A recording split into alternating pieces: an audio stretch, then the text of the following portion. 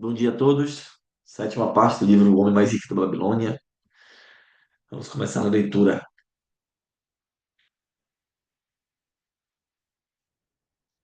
As tabuinhas de argila da Babilônia. Nesse colégio aqui, ó, Nottingham University, 21 de outubro de 1934. Professor Franklin Caldwell, responsável pela expedição científica britânica a Ilha, Mesopotâmia. Cara professor, sua carta e as 5 tabuinhas de argila achadas durante sua recente escavação nas ruínas da Babilônia chegaram no mesmo barco. Fiquei extraordinariamente fascinado e passei muitas horas agradáveis traduzindo as inscrições. Queria responder imediatamente sua carta, mas achei melhor esperar até que tivesse completado a tradução das tabuinhas. Elas chegaram em bom estado, graças ao uso providencial de anteparos e excelente empacotamento. Você ficará perplexo, tanto quanto nós mesmos ficamos aqui no laboratório, com a história que elas contam. Em geral, esperamos que um impreciso e distante passado fale de romance e aventura, coisas do tipo As Mil e Uma Noites. Você sabe. Quando, em vez disso, esse mesmo passado revela os problemas enfrentados por um homem chamado Dabassi para saldar suas dívidas. Percebe-se que as condições que regiam o mundo antigo não mudaram muito nesses 5.000 anos. Caramba! É estranho, mas essas velhas inscrições me passaram um trote, como dizem os estudantes. Sendo um professor universitário, sempre me julguei como um pensador que detivesse um conhecimento prático a respeito de muitos assuntos. E então me aparece esse velho sujeito, saindo dos mundos soterrados da Babilônia, oferecendo uma maneira de que nunca ouvi falar de resolver o problema de minhas dívidas e ao mesmo tempo andar com moedas de ouro tilintando em meu bolso. Como seria agradável e interessante averiguar se tal sistema funcionaria tão bem nos dias de hoje quanto fez na antiga Babilônia. A senhora Shelby e eu estamos planejando testá-lo em nossos próprios negócios, que poderão melhorar muito. Desejando-lhe toda a sorte do mundo em seu valioso empreendimento e aguardando impacientemente outra oportunidade de servir, despeça-me. Com sinceros cumprimentos de Alfred Shasbury, Departamento de Arqueologia. Tabuinha 1. Neste momento, em noite de lua cheia, eu, Dabasir, recém-fugido da escravidão na Síria, com a determinação de saldar dívidas que reconheço publicamente e fazer de mim mesmo um homem de posses respeitado em minha cidade natal, Babilônia, mando gravar sobre a argila um registro permanente de meus negócios para guiar-me e assistir na satisfação de meus altos desejos. Escorando-me nos conselhos de meu bom amigo Maton, o emprestador de dinheiro, acho-me determinado a seguir um plano preciso, que, segundo ele, pode tirar qualquer cidadão dos embaraços de uma situação de dívida para uma situação de posses e autorrespeito. Este plano inclui 3 propósitos que espero e desejo realizar. Primeiro, o plano é a garantia de minha futura prosperidade. Por isso, 1/10 de tudo que eu ganhar será separado e guardado. Pois Maton fala sabiamente quando diz: aquele que guarda em sua bolsa ouro e prata, que não precisa gastar, é bom para a família e leal com seu rei. Aquele que não tem em sua bolsa, senão algumas moedas de cobre, é indiferente à família e indiferente a seu rei. Mas o homem que não tem nada em sua bolsa é insensível à família e desleal com seu rei, pois seu próprio coração é amargo. Por isso, o homem que deseja atingir seus objetivos deve ter moedas tilintando em sua bolsa, sinal de que tem em seu coração amor pela família e lealdade para com o rei. Isso aqui é forte, hein? Né? Muito forte. O cara que é leal à família e bom para a família e consegue guardar dinheiro. O cara que não é, ele é desleal com sua própria família, né? E com o seu próprio rei. Segundo, o plano deve permitir que eu sustente e vista minha boa esposa, que com toda dignidade voltou para viver comigo. Pois Maton afirma que cuidar adequadamente de uma esposa leal confere alto respeito ao coração de um homem e propicia força e determinação aos seus propósitos. Por isso, 7/10 de tudo quanto eu ganhar serão usados em nossa casa, na aquisição de roupas e comida, além de uma pequena parcela destinada aos prazeres e aos divertimentos. Mas é absolutamente necessário que não se gastem mais do que 7/10 nessas coisas. O sucesso do plano depende disso. Devo viver com essa parcela e nunca mais usar mais do que isso ou comprar o que esteja além desse limite. Falei? Então, 7/10 é para você usar para sua casa, na aquisição de roupas, comidas, e uma pequena parcela desses 7/10 aos prazeres e divertimentos. Né? E 1/10 é para você guardar. Né?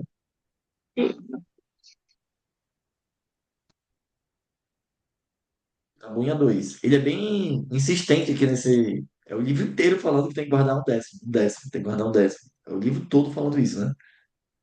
Ou seja, deve ser importante esse negócio de guardar, né?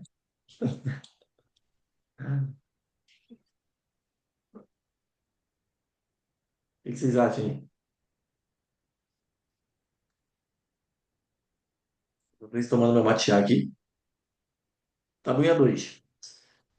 Terceiro, o plano deve garantir que meus ganhos tenham condição de saldar todas as minhas dívidas.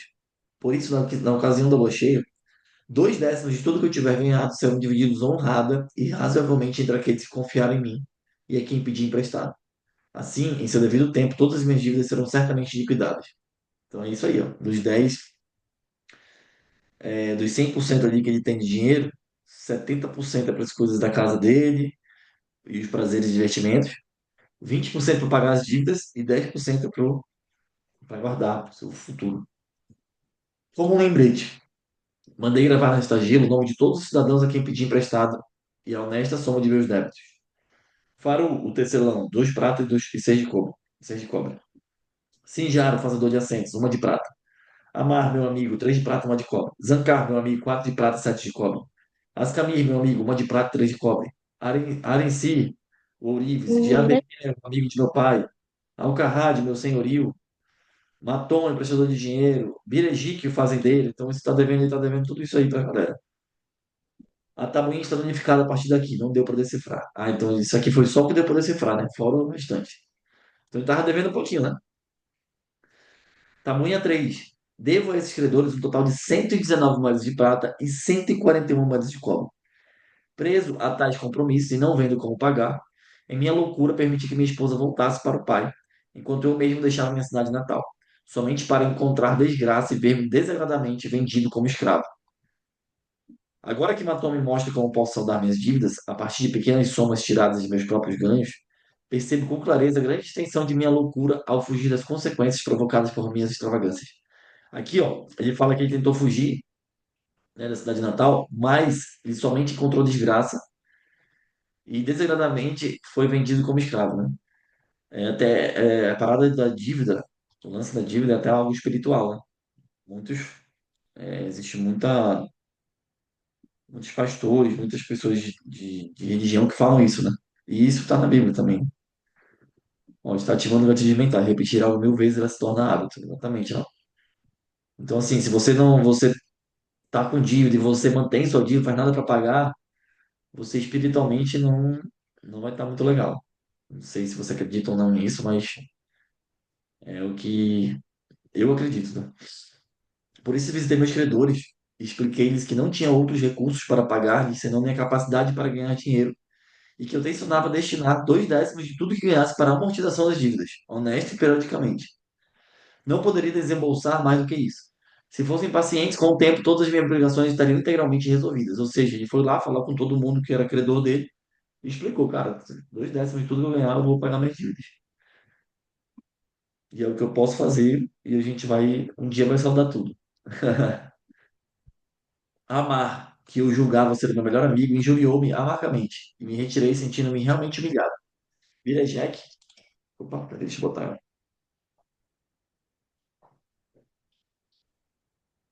Vira Jack, cadê? Rogou que eu lhe pagasse primeiro, porque estava precisando de ajuda.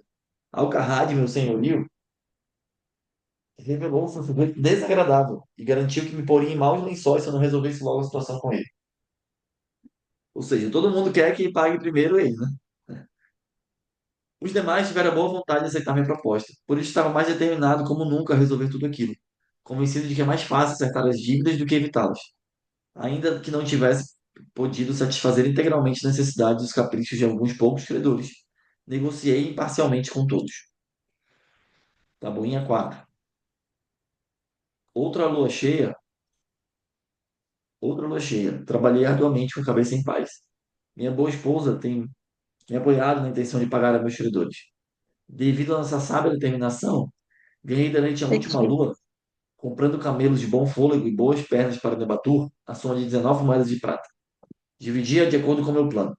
Separei 1/10 para guardar, dividi 7/10 com a esposa para o nosso sustento, Dois É décimos horrível, uniformemente divididos em moedas de cobre é horrível. destinados a meus credores.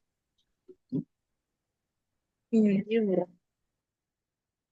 Então, se você quiser falar, quem quiser falar pode desativar pode ativar o microfone, tá?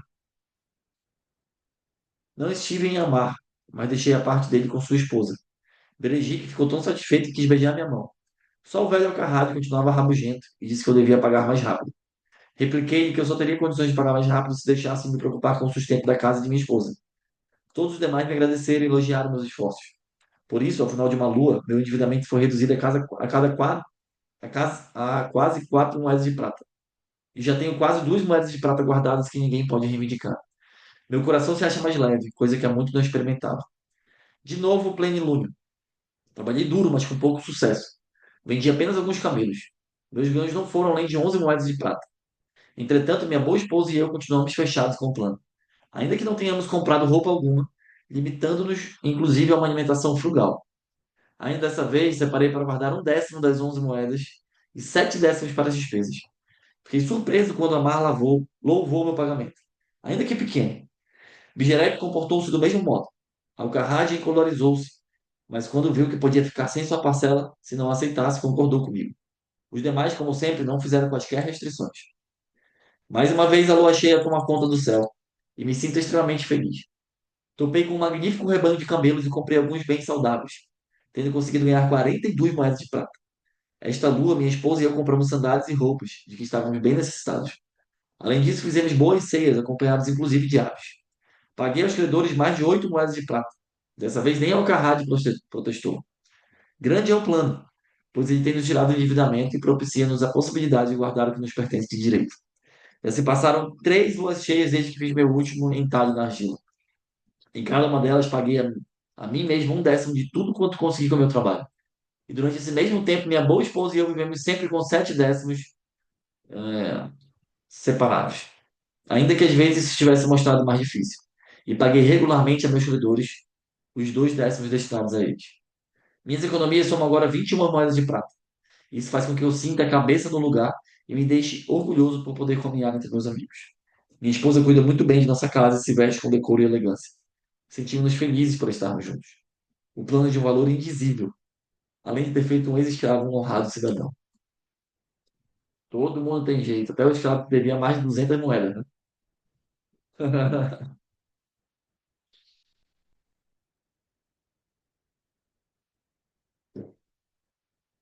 Tamanho 5.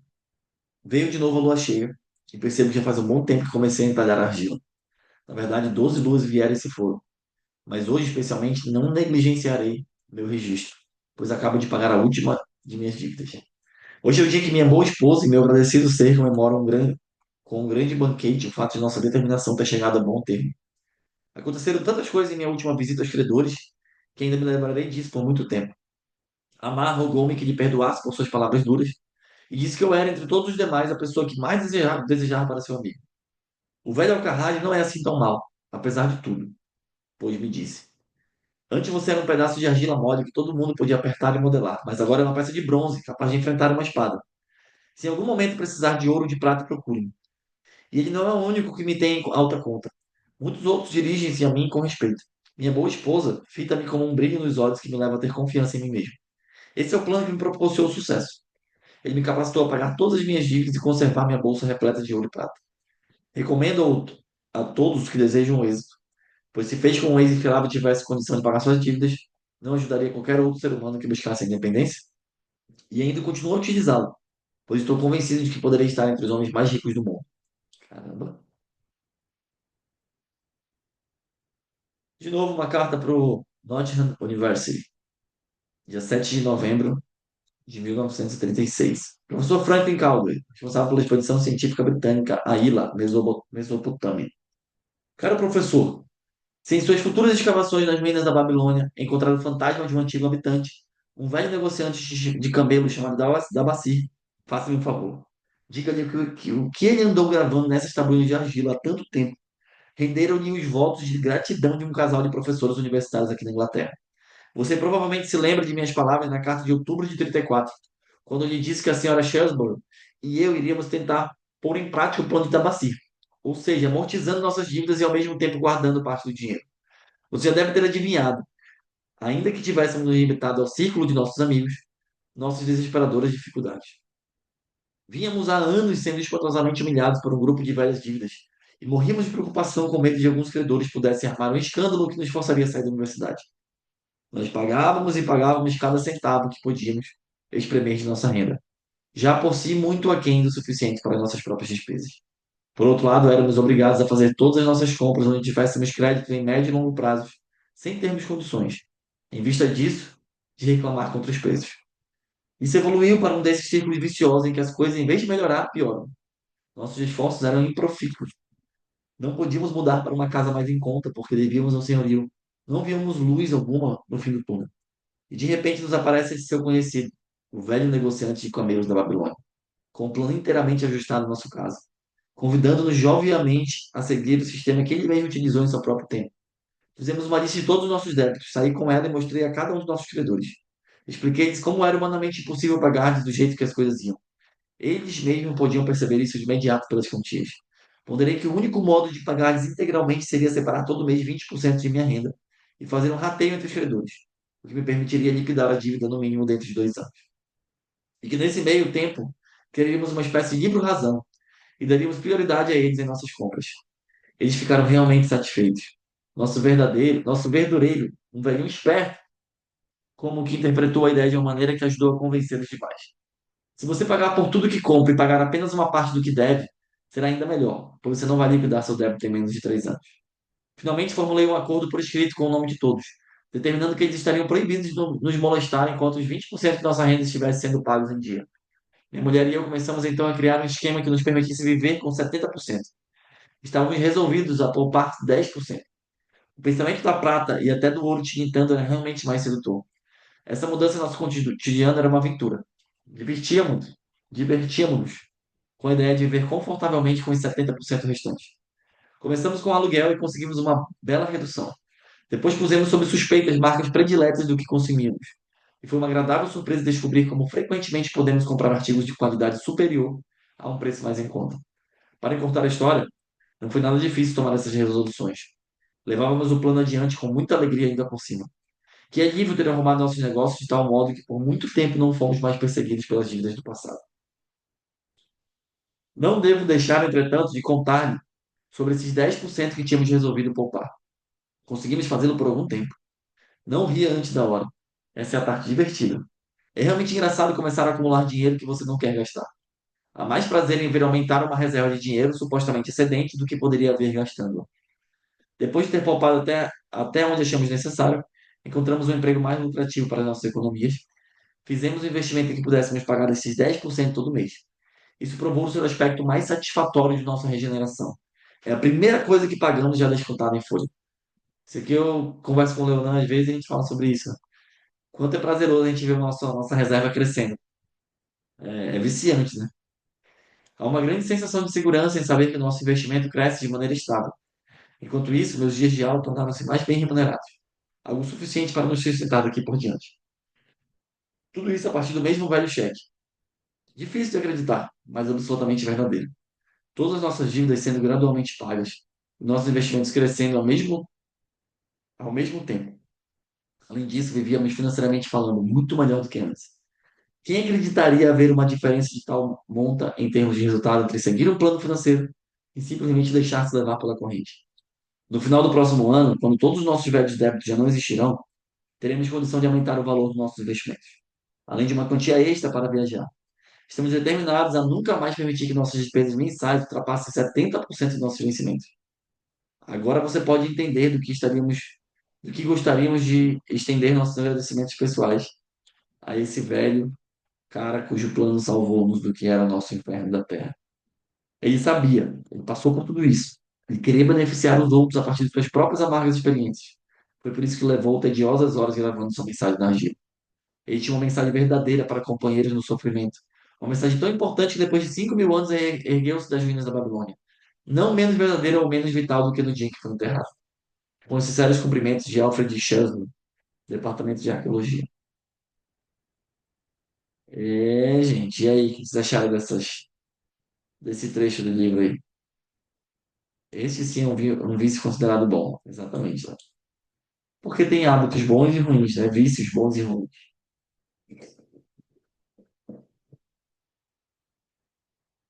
Quem tá aí comigo? Tá acompanhando aí? Alessandra, Augusto, Fabrícia, Bruna, Vanessa. O homem de mais sorte é o Babilônia. Deixa eu ver se falta muito aqui. Não falta muita coisa para decidir. A gente vai ter que.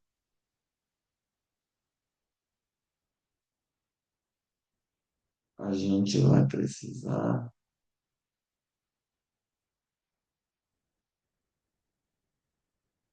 Porque o que acontece?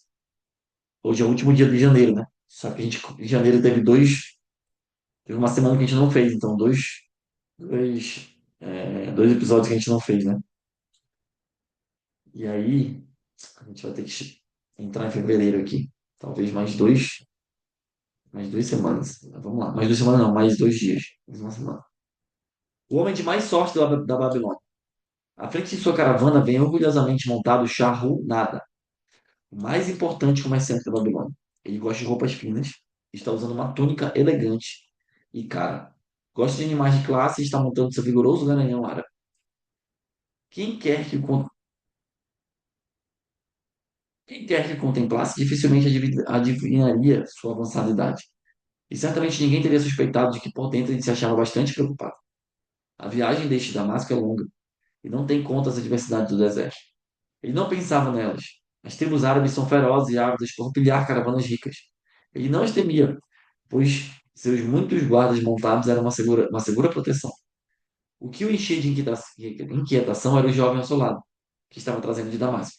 Tratava-se de Arda Gula, o neto de um velho sócio. Ara de Gula, a quem se sentia ligado por uma dívida de gratidão que nunca poderia ser paga. Gostaria de fazer algo pelo rapaz, mas quando mais pensava nisso, mais lhe parecia difícil por causa do próprio jovem. Vendo os anéis e os brincos do jovem, pensou de si para consigo. Ele acha que joias são para homens, embora tenha o mesmo rosto enérgico do avô. Mas este não usava túnicas tão berrantes. Procurei, porém, trazê-lo na esperança de ajudá-lo a começar por si mesmo e livrar da ruína que seu pai tem feito da herança deles. A Dangula tirou-se de seus pensamentos. Tirou de seus pensamentos. Por que trabalha tão arduamente? Acompanhando sempre sua caravana em longas viagens. Nunca arranja tempo para gozar a vida? Usar a vida? Repetiu Charrunada sorrindo. O que você faria para gozar a vida se estivesse em meu lugar? Se fosse tão rico quanto você, levaria a vida de um príncipe. Nunca montaria um animal para cruzar o torre do deserto. Gastaria os ciclos tão rapidamente quanto viessem para minha bolsa. Usaria as mais caras túnicas e as joias mais raras. Seria uma vida a meu gosto, algo que realmente valeria a pena. Seu avô não usava joias, disse Charrunada, pensativo. Depois continuou brincando. Não reservaria tempo para algum trabalhar? Tempo algum para trabalhar? O trabalho foi feito para escravos, respondeu Adangolo. Charrunada mordeu os lábios, mas não fez nenhuma réplica, seguindo em silêncio até que a trilha tivesse levado ao declive. Ali freou a montaria e apontou ao longe o vale verdejante. Veja, aí se acha o vale. Procure levar mais adiante seus olhos e entreverá, ainda instintivamente, as muralhas da Babilônia. A torre é o templo de Bel. Se tiver olhos de lince, perceberá inclusive a fumaça que sobe do fogo perene instalado em seu topo. A Babilônia é assim? Sempre almejei conhecer a mais rica cidade em todo o mundo, comentou Radangula. A Babilônia, onde meu avô começou sua fortuna. Quem dera ele ainda estivesse vivo. Não deveríamos ser tão apressados. Por que deveria o espírito dele ficar na terra além do tempo que lhe foi reservado? Você e seu pai podem muito bem prosseguir as boas coisas que ele fez. Ai de mim, nenhum de nós dois possui os talentos de meu avô. Nem papai nem eu conhecemos seu segredo para atrair os dourados ciclos. Charrunada não respondeu, mas pensativa afrouxou a rédea e deixou sua montaria descer o declive na direção do vale. Atrás dele seguia a caravana numa nuvem, de poeira avermelhada. Algum tempo depois alcançavam a estrada real e dobravam ao sul, através das fazendas irrigadas. Três velhos homens arando um campo despertaram a atenção de Charrunada. Pareciam estranhamente familiares. Que coisa mais ridícula! Ninguém passa 40 anos depois por um campo e encontra os mesmos homens arando o terreno. Mas alguma coisa dentro de si dizia que eram eles. Um, com uma força incerta, manejava o arado. Os outros conduziam com grande dificuldade os bois. batendo-lhes inutilmente com seus cajados para obrigá-los a continuar puxando. 40 anos atrás tinha beijado esses homens. Com que felicidade teria então trocado de lugar com eles? Mas que diferença agora? Olhou com orgulho para trás, apreciando a caravana que o seguia, com seus camelos e burros criteriosamente escolhidos, abarrotados de mercadorias valiosas trazidas de Damasco. E tudo isso era apenas uma parte de todos os seus bens. Ele apontou para os homens que trabalhavam a terra e disse: continuam arando o mesmo terreno onde se encontrava há 40 anos. E o que parece? Mas por que acha que são os mesmos? É o que parece, mas por que acha que são os mesmos? Eu os vi ali uma vez, respondeu Charbonado. As recordações passaram como um raio por sua mente. Por que não podia enterrar o passado e ver no presente? E então viu como numa imagem o rosto sorridente de Arad Gula. A barreira entre ele mesmo e o cínico jovem ao seu lado dissolveu-se. Mas como podia ajudar um jovem enfatuado como este, com suas ideias de perdoar e as mãos cheias de joias? Podia oferecer trabalho à vontade para homens com boa disposição, mas não para aqueles que se presumiam superiores demais para exercer um determinado ofício. Entretanto, devia a Arad Gula a obrigação de fazer realmente alguma coisa, não uma tentativa sem entusiasmo. Ele e Arad Gula nunca tinham agido desse modo. Não eram dessa espécie de homens. De repente, veio-lhe à cabeça um plano. Havia objeções. Tinha que levar em conta sua própria família e sua posição. Seria uma coisa cruel e agressiva. Homem de decisões rápidas, pôs de lado as objeções e resolveu agir. Estaria interessado em saber como seu conceituado avô e eu mesmo formamos uma sociedade que se mostrou bastante lucrativa? Perguntou ele. Por que não me conta só como conseguiu os dourados simples? É tudo o que preciso saber. Aparou o jovem. Charrunado ignorou a resposta e continuou. Vamos começar por esses homens que vimos trabalhando a terra. Eu podia ter então a sua idade. Quando a coluna em que me encontrava se aproximou, o velho e bom Megido, o fazendeiro, zombou da maneira desajeitada com que eles usavam os instrumentos. Megido estava acorrentado junto a mim. Olhe para esses companheiros preguiçosos, protestou ele. O que maneja o arado não faz o menor esforço para abrir sulcos profundos. Nem os batedores conseguem manter os bois na linha certa. Como podem esperar uma boa colheita arando de tal forma? Disse que Megido estava acorrentado a você? Perguntou Adangula surpreso.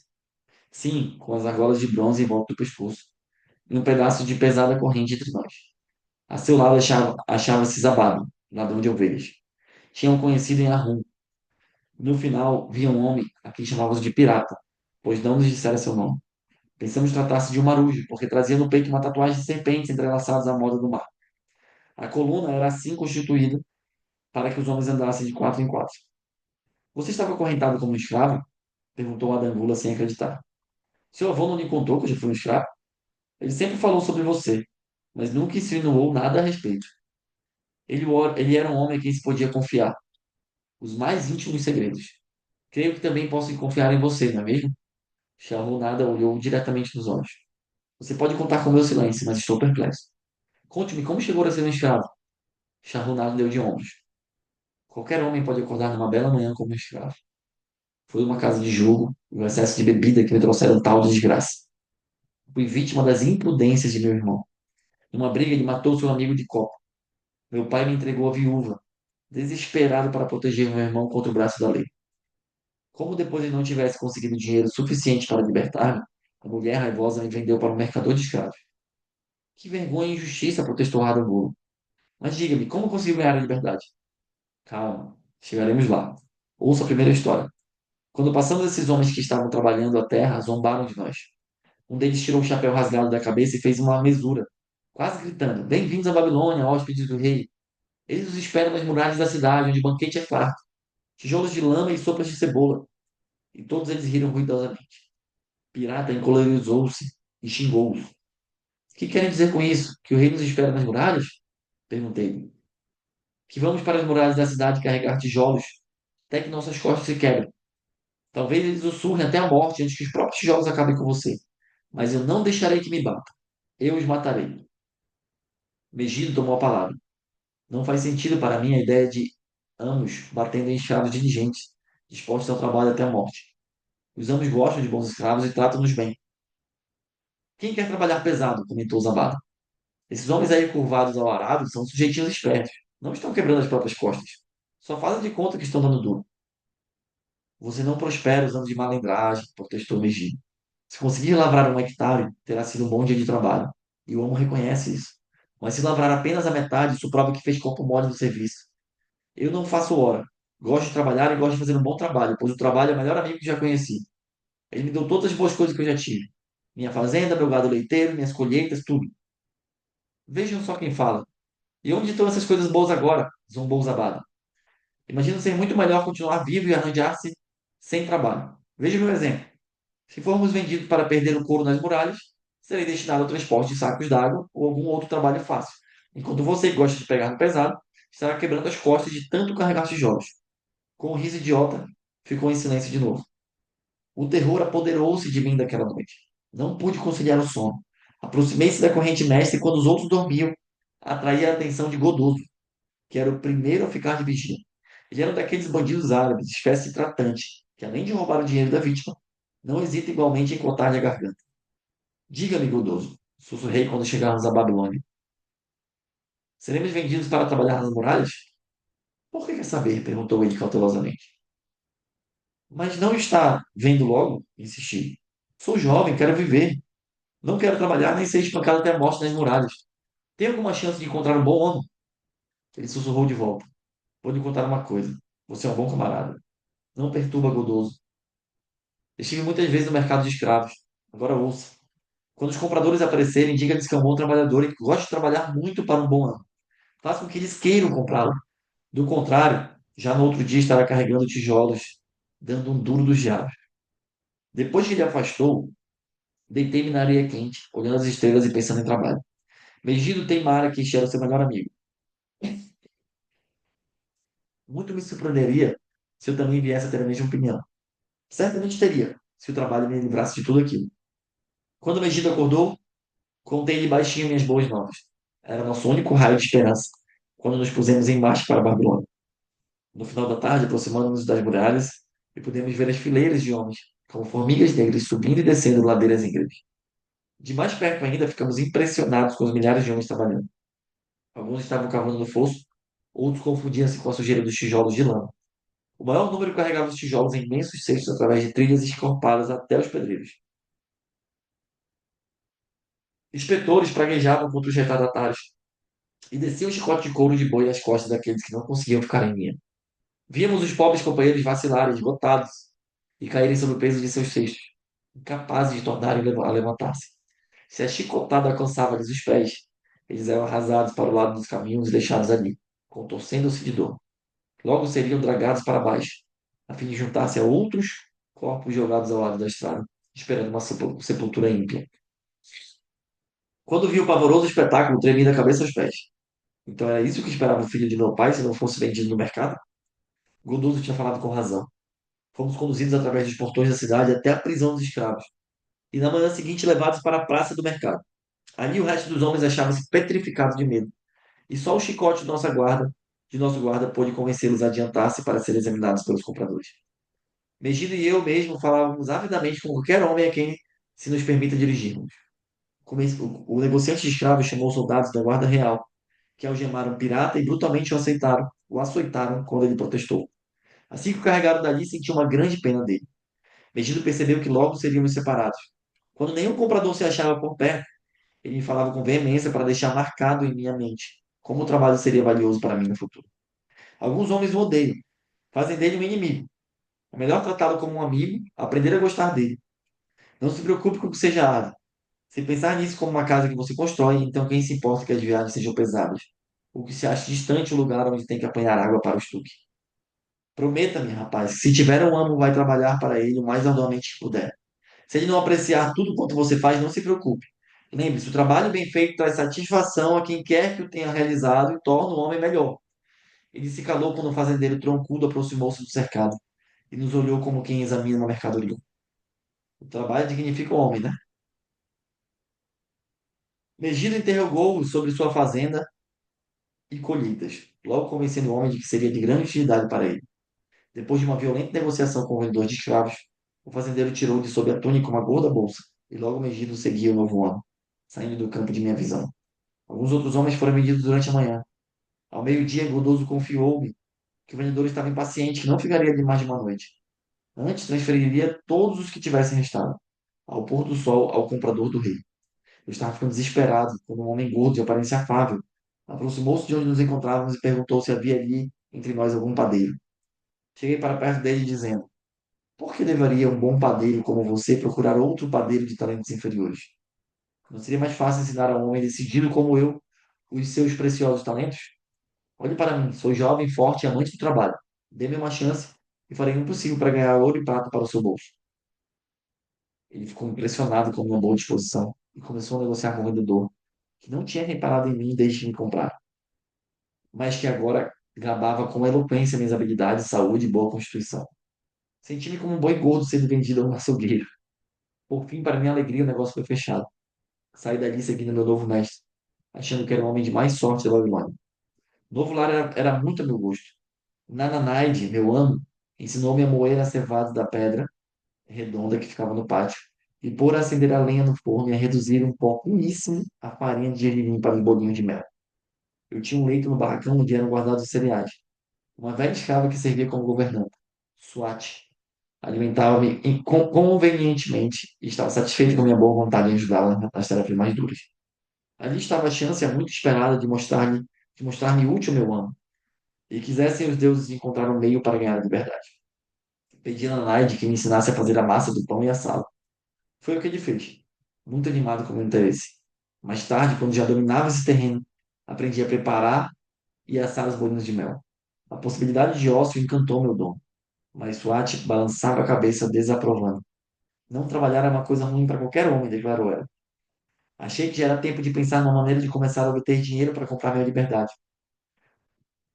Como a feitura dos pães encerrava-se a meio-dia, julguei poder contar com a equiescência de Nananide se eu encontrasse uma ocupação lucrativa para a parte da tarde e que ele não se importaria em dividir comigo os meus próprios ganhos. Tive a seguinte ideia: por que não assar uma quantidade maior de bolinhos de mel e vendê-los a homens famintos na rua da cidade?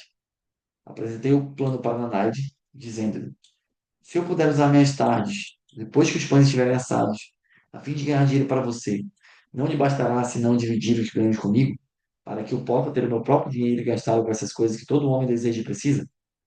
Mais do que justo, concordou ele. Quando lhe falei sobre o plano de vender nas ruas nossos bolinhos de mel, ele logo se entusiasmou com a ideia. Eis o que faremos, sugeriu. Você venderá cada dois bolinhos por uma moeda de cobre. Metade das moedas ficará comigo para pagar pela farinha, o mel e a lenha para o forno. Dividiremos o que sobrar meio a meio. Fiquei muito feliz com seu generoso oferecimento, que me permitiria guardar para mim um quarto das vendas. Naquela noite, trabalhei até tarde para fazer uma bandeja onde empilhar os bolinhos, onde empilharia os bolinhos. Nananaide me deu uma de suas túnicas usadas para me mostrar apresentável, e Swati ajudou-me a remendá-la e lavá-la. No dia seguinte, assei uma quantidade extra de bolinhos de mel. Ficaram tostadinhos e tentadores sobre a bandeja. Percorri as ruas apregoando minha mercadoria. No princípio, ninguém pareceu interessado, e por isso deu um grande desânimo. Prossegui, e já pelo final da tarde, à medida que as pessoas ficavam esfomeadas, os belinhos começaram a sair. Logo a minha bandeja ficou vazia. Nanaide revelou-se contente com o meu sucesso, e de bom grado pagou minha parte. Eu exultava com minhas moedas de prata. Virgílio tinha razão quando afirmava que um ano apreciava o bom trabalho de seus escravos. Nessa noite eu estava tão exultante com o meu êxito que quase não pude conciliar o sono, tentando imaginar a soma total dos ganhos em um ano e de quantos anos precisaria para comprar minha liberdade. Como saía todos os dias com a minha bandeja repleta de bolinhos, logo arranjei fregueses certos. Um destes não era outro senão seu avô, Arad Gula. Ele era um comerciante de tapetes e vendia para os donos de casa, indo de uma ponta a outra da cidade, acompanhado por um burro abarrotado de tapetes e um escravo negro para desdobrá-los. Ele comprava dois bolinhos para si mesmo e dois outros para o escravo, sempre se detendo para conversar comigo enquanto os comia. Seu avô disse-me um dia uma coisa que nunca mais esquecerei. Gosto dos seus bolinhos, meu jovem, mas muito mais da maneira refinada com que você os oferece. Esse espírito de iniciativa pode levá-lo longe na estrada do sucesso. Desde de lá, né? O relacionamento vende mais do que o próprio produto. Mas como pode entender a Ardangula? O que tais palavras de encorajamento podem significar para um escravo ainda jovem, sozinho numa grande cidade, lutando com tudo que tinha em si para encontrar um modo de livrar-se das humilhações? À medida que os meses passavam, eu ia economizando cada vez mais os meus trocados. Meu alforje preso ao cinto ia começando a ganhar um peso bem gostoso. O trabalho estava provando ser meu melhor amigo, exatamente como dissera Megiddo. Eu estava feliz, mas Swati mostrava-se preocupada. Temo que nosso amo esteja dissipando um tempo precioso nas mesas de jogo, disse ela. Não coube em mim de contente quando um dia cruzei com meu amigo Megito na rua. Ele conduzia ao mercado 3 burros carregados de verduras. "Eu estou indo muito bem", disse ele. "Meu irmão aprecia tanto meu bom trabalho que agora sou capataz. Como vê, ele me confia os negócios no mercado, inclusive mandou buscar minha família. O trabalho está me ajudando a recuperar-me dos meus grandes problemas. Algum dia me ajudará a comprar minha liberdade e ter de volta minha fazenda." O tempo foi passando e Nananai tornou-se cada vez mais ansioso pelo retorno após a venda dos bolinhos. Ele ficava me esperando e rapidamente contava e dividia nosso dinheiro. Chegou a estar comigo para que visitasse praças mais distantes e aumentasse as vendas. Frequentemente eu ia além dos portões da cidade para prender os inspetores dos escravos que construíam muralhas. Eu odiava aquelas desagradáveis visões, mas achei entre os inspetores fregueses e liberais. Um dia fiquei surpreso ao ver Zabado esperando numa fila para encher o cesto com tijolos. Ele estava pálido e alquebrado, as costas cobertas de chagas e lanhaduras devido aos chicotes dos inspetores. Tive pena e estendi-lhe um bolinho que ele devorou imediatamente como um animal faminto. Percebendo seu olhar guloso, corri antes que me arrebatassem a bandeja. "Por que trabalha tão arduamente?" perguntou-me um dia Ará de Gula. "Quase a mesma pergunta que você me fez hoje, lembre-se." Contei-lhe que Megido dissera sobre o trabalho como este estava provando ser seu melhor amigo. Mostrei-lhe com orgulho meu aforme repleto de moedas, acrescentando que economizava a fim de comprar minha liberdade. "Quando estiver livre, o que o fará?" quis saber seu avô. "Bem", respondi, "tenciono tornar-me comerciante." Foi aí que ele me confidenciou uma coisa que eu nunca tinha suspeitado. "Aposto que não sabe que sou também um escravo. Formei uma sociedade com meu amo." "Alto lá", interveio Adangula. "Não ouvirei mentiras que ultrajem meu avô. Ele não foi escravo." Seus olhos faiscavam de raiva. Charrunada manteve-se calmo. "Respeite seu avô por ter superado o infortúnio, tornando-se um cidadão proeminente em Damasco. Acho que você, seu neto, é feito do mesmo molde. Acho que você, seu neto, é feito do mesmo molde? É homem suficiente para encarar a verdade? Ou prefere viver alimentando falsas ilusões?" A Dangula endireitou-se na cela. Uma voz sufocada por profunda emoção replicou: "Meu avô foi estimado por todos. Seus dons eram incontáveis. Numa época de fome, foi seu ouro que comprou os cereais no Egito. Foi sua caravana que os trouxe para Damasco, distribuindo-os para que as pessoas não morressem de inanição. Agora você está me dizendo que ele não passava de um desprezível escravo da Babilônia? Tivesse permanecido como escravo da Babilônia, teria muito bem podido ser desprezível. Quando, porém, através de seus próprios esforços, tornou-se um grande homem em Damasco. Os deuses realmente comoederam-se de seus infortúnios e dedicaram-lhe todo o respeito celeste. Depois de ter me tornado que era um escravo, continuou Charronado, explicou como estivera ansioso para ganhar sua liberdade. Agora que tinha o dinheiro para comprá-la, estava muito confuso quanto ao que devia fazer. Havia muito não fazia boas-vindas e temia deixar a proteção de seu amo. Condenei sua indecisão. Não fique grudado por muito tempo a seu amo. Experimente novamente a sensação de ser um homem livre. Haja e obtenha êxito como um homem livre. Decida o que deseja realizar e então o trabalho ajudará a fazê-lo. Ele seguiu seu caminho, dizendo estar contente por ter o censurado por sua covardia. Gente, esse capítulo aqui é gigante, ó, como vocês podem ver aí. Então vamos parar por aqui mesmo. O que vocês estão achando aí dessa história? Né? Uma história bem bacana, onde o tema central realmente trabalha com afinco, né? Que isso vai te retribuir de alguma forma. Aquelas pessoas que fingem que trabalham, que fingem que estão enganando seu chefe, que fingem que estão fazendo, não chega ao lugar algum. E aí, galera? Tudo certo? Boa leitura? Terça-feira a gente continua. A mentalidade do benefício era existente na época, sim, isso aí mesmo. Isso aí mesmo. Do benefício, né, Léo? Então é isso, gente. 30 de janeiro, nosso, nossa sétima parte da leitura do livro Homem Mais Rico da Babilônia. E aí talvez a gente ainda tenha mais 2 dias de leitura ainda, né? Talvez em um a gente termine aqui, pelo que eu tô vendo. Eu acho que em um a gente pode terminar. Beleza? Talvez na terça a gente termine, então. E aí depois vamos escolher nosso novo livro. Valeu, gente. Bom dia pra todo mundo. Boa sexta-feira, bom fechamento. Domingo tem curso do multinível, tá? Amanhã tem café da manhã na franquia para quem for aqui de Manaus. E domingo tem curso do multinível. Valeu, gente. Um abraço. Tamo junto.